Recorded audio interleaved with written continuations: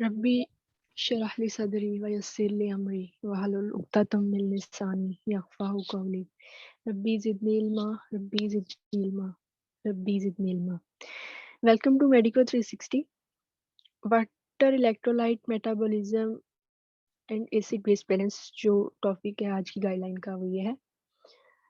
इसमें हम table of classification books और इम्पोर्टेंट क्वेश्चन को मेंशन करेंगे। इससे पहले मैं ये बता दूँ, ये ना बड़ा माइनर सा टॉपिक है।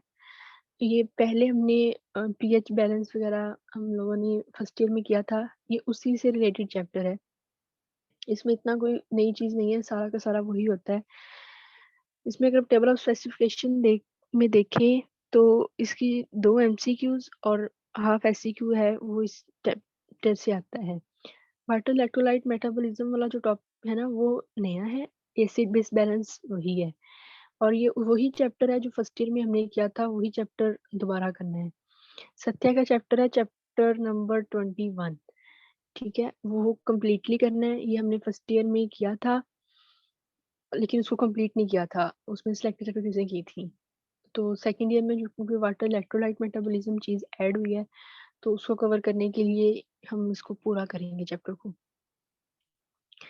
इम्पोर्टेंट टॉपिक्स में इसका classification of buffer system first year में भी ये बहुत important three lines of difference. Different buffer system कैसे एक्ट करते हैं। जो फर्स्ट चैप्टर में जितने भी अगर हम देखते थे एमसीक्यूज, तो वो यही होते थे कि कार्बोनेट वाला बफर कैसे एक्ट कर रहा है, इसके अलावा किडनीज बफर कैसे एक्ट कर रहे हैं। तो ये वही बफर सिस्टम जो है, थ्री लाइंस ऑफ डिफेंस, ये इंपॉर्टेंट क्वेश्चन है। उसके बाद anion gap and causes of increased anion gap, ये क्लिनिकल है। इंक्रीज्ड कॉजेज जो इसके बताने हैं, इसकी डिजीज कौन कौन सी होती है, वो भी थोड़ी बहुत साथ में आपको पता होनी चाहिए, वो वाइवा में पूछते होते हैं।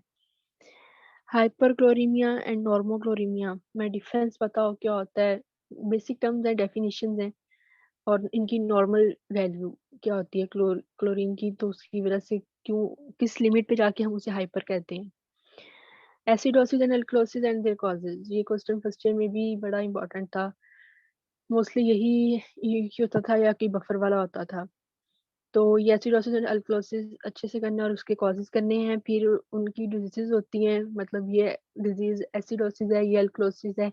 सत्या पे एक टेबल है, तो उसमें डिफरेंस किया हुआ है। फिर रेस्पिरेटरी एसिडोसिस, रेस्पिरेटरी अल्कलोसिस और इसके साथ एक टाइप और होती है, वो डिस्कस करनी है। बेसिकली एसिडोसिस और अल्कलोसिस को अच्छे से कवर करना है। यही जो है ये इसके इम्पोर्टेंट टॉपिक्स हैं और वही चीज़ है कि ये चैप्टर हमने फर्स्ट ईयर में किया था। इसके अलावा जब फिजियो में हम रीनल टॉपिक करेंगे, रीनल को कवर करेंगे, तो ये उसके साथ कवर हो जाएगा। इस टॉपिक का इतना ही है। इसके अलावा जो हम नेक्स्ट चीज़ डिस्कस करेंगे ना, वो है ज़ीनोबायोटिक्स का। ज़ीनोबायोटिक्स और का हम देखें ना, ऑन्कोलॉजीज़ और ज़ीनोबायोटिक्स में ना बेसिकली ये ना माइनर सा टॉपिक है और ये ना ऐसे है कि लास्ट 2 ईयर से यूएचएस ने अपना ना वो नहीं दिया, टेबल ऑफ स्पेसिफिकेशन अपलोड नहीं कर रहे वो लोग, तो हम पुराने वाले टॉस को फॉलो करते हैं। तो कुछ टॉस में ऐसा है कि ये इसको मेंशन नहीं किया हुआ, लेकिन कुछ पुराने टॉसेस में इसको मेंशन किया हुआ है। तो ये है कि इसको हम कवर कर लेते होते हैं कि अगर वो पूछ लें, क्योंकि उन्होंने अपना न्यू टॉस तो दिया ही नहीं हुआ कि वो कहें कि हमने मेंशन किया था या नहीं किया था। तो उस चीज़ से बचने के लिए इस टॉपिक को कवर करते होते हैं। माइनर सा टॉपिक है, इसमें कोई इतनी चीज़ें नहीं है। इसमें जो सिर्फ मार्किंग करवाएँगे वही करनी है, उसके अलावा कुछ करने की ज़रूरत नहीं है। इसमें अगर इस टेबल ऑफ स्पेसिफिकेशन में देखें तो इसकी जो वेटेज है वो 3 एमसीक्यूज़ है और हाफ एससीक्यू है।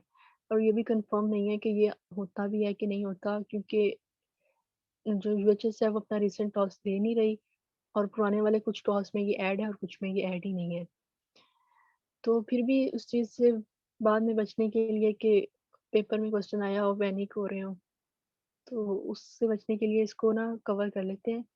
ये जो मार्किंग है यही करनी है, इसके अलावा कुछ नहीं करना। हार्पर का चैप्टर 47 है, उसमें डेफिनेशन ऑफ ज़ेनोबायोटिक्स को मार्क कर लें, वो करनी है।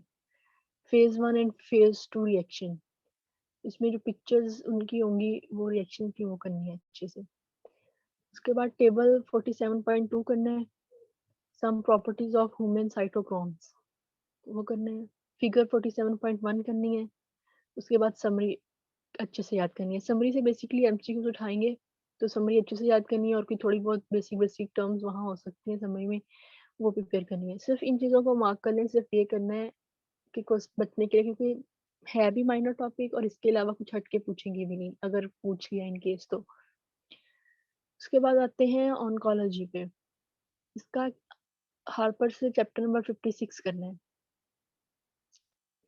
उसमें ये फिगर्स और टेबल्स ही हैं, इन सबको मार्क कर लें अपनी बुक पे, ये कवर करनी है।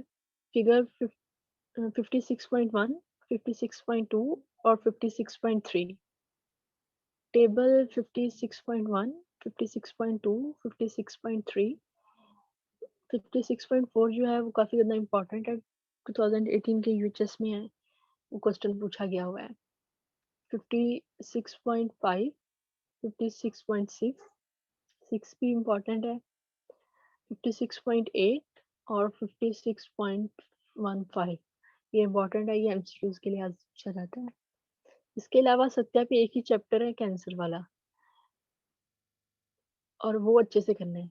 ऑन्कोलॉजी में हार्पर के ये टॉपिक मार्क कर लें, हार्पर से चैप्टर 56 से, और सत्या से कैंसर वाला चैप्टर जो है वो करना है, और उससे ये सारा टॉपिक कवर हो जाएगा। बहुत माइनर सा टॉपिक है, इतनी वेटेज भी नहीं है, और वेटेज के साथ-साथ ये भी कंफर्म नहीं है या नहीं है, लेकिन फिर भी अच्छा है, अच्छी बात है कि अगर हम इसको कवर कर लें।